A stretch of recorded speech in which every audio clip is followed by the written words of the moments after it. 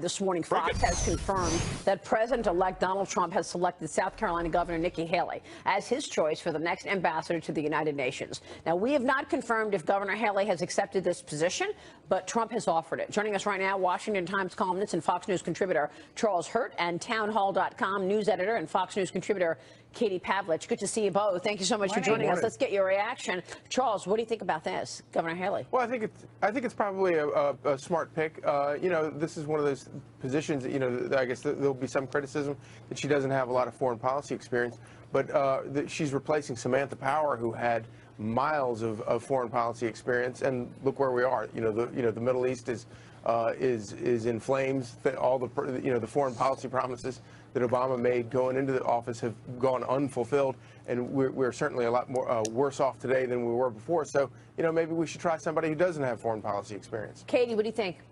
Well, I hope that Elizabeth Warren is now satisfied with her diversity requirement now that Nikki Haley has been chosen for Donald Trump's UN ambassador. But I think that she's a good choice. Obviously, she doesn't have as much foreign policy experience as Charlie said, but she's a strong leader. She's a second-term governor. She's a worldly person, and she's willing to stand up to people who she will be engaging with at the UN for U.S. interests, which Samantha Power hasn't necessarily done under the Obama administration. So I think she'll be able to stand up to some of the people who are running the show over there in the name of the United States and move some of our policies and interests forward, which we haven't been seeing for quite some time now. Charlie, these picks and even the people that Trump has been interviewing are so curious because Nikki Haley, not a fan of Donald Trump during the election, back to Ted Cruz. She was a never Trumper. She said not a fan, which must have hurt him so much because right. But and then Mitt Romney,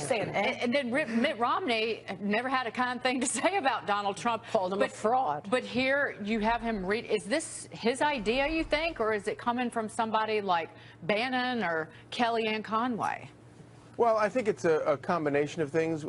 First of all, you know, I do believe that he does want to govern, and he does want to make big differences and make big changes, and he realizes he has to sort of bring the party together and bring a lot of these people together in order to do that. But the flip side of it is that, you know, if he picks Mitt Romney to be Secretary of State and Mitt Romney accepts, that's kind of some that's kind of some appreciation going both ways. It's Mitt Romney sort of acknowledging that, yeah, okay, I said all these things about him, but you know what? I'm willing to be a Secretary of State. So it's, you know, I think it's something that kind of benefits both men in a lot of ways. Yeah. Well, and I would add too to that I think it's both men putting aside their own differences for the sake of the country and deciding from the Trump angle and from the Romney angle or whoever, from Nikki Haley angle, someone who was very critical of Donald Trump during the entire election process, them saying, okay, we've had our differences, but now that he's the president, we need to put our country above everything else. And I think that both sides deserve a lot of credit for that. Yeah, they really do. I said it earlier that I felt like it was a huge show of maturity to be able to actually bring these people in and talk about the issues of the day. Charles Hurt, Katie Pavlich, good to see you both. Thank you so much. We've got breaking news in the pharmaceutical sector right now. Eli Lilly shares plunging 15%.